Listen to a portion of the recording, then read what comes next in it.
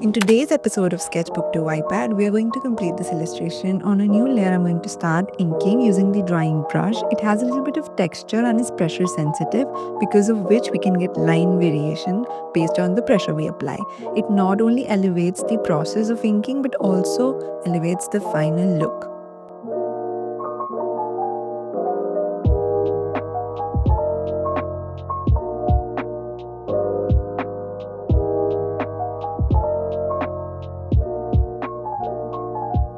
Based on your preference, you can reduce the opacity of the sketch layer or the picture of the sketchbook sketch.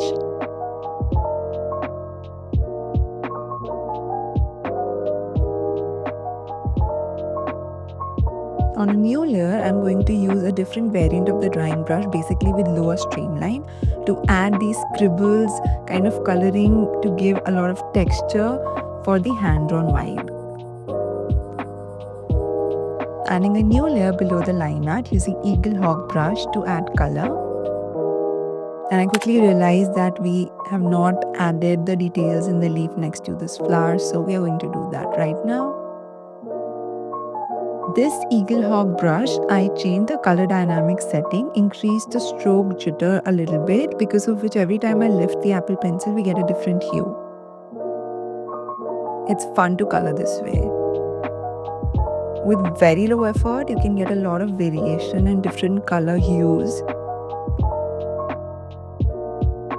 Now, using Alpha Lock on the flower layer, I'm going to add this pink using the round brush, adding a little bit of depth, kind of a form shadow or shading.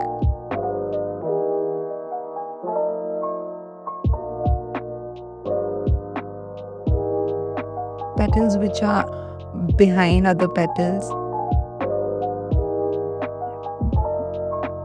Adding a little bit of yellow also.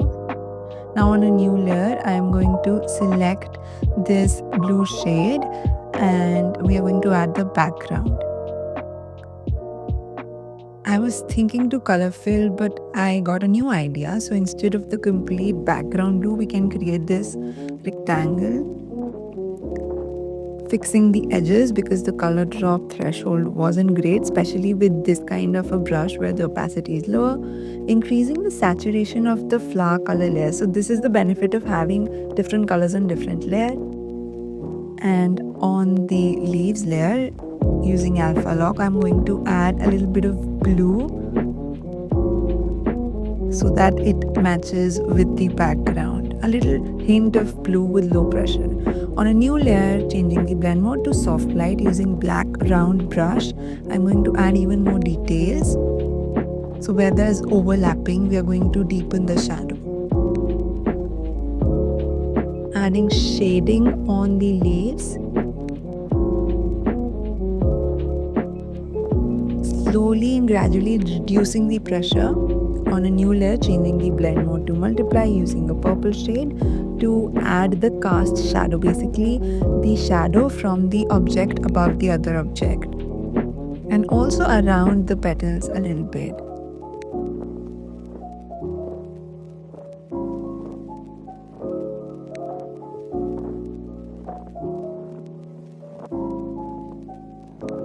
Like this.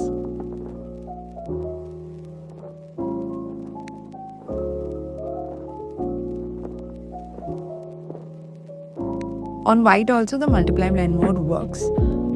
Now I'm going to pick this darker shade on the soft light layer and go back to this layer using Alpha Lock. I'm going to add a little bit of shading on the background. Why I used Alpha Lock instead of not doing it on the soft light layer, so that I can freely just add shading at the edges to give like painterly effect, and it is not really bothering the rest of the illustration.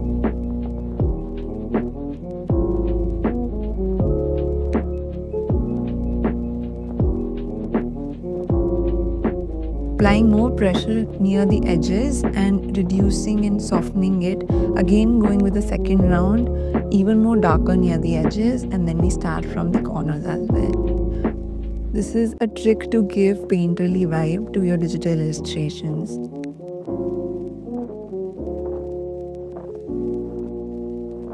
Now on a new layer using white, we are going to add highlights to the leaves. Going back to the line art layer, I'm going to use my watermark to add the stamp. I'll pop up the final illustration on the screen. If you enjoyed watching it, you will love watching this video next. Don't forget to subscribe. If you're interested in learning digital art and illustrations in Procreate in detail, you can join my next workshop from the link in description or join the waitlist for the next available batch based on when you're watching this video.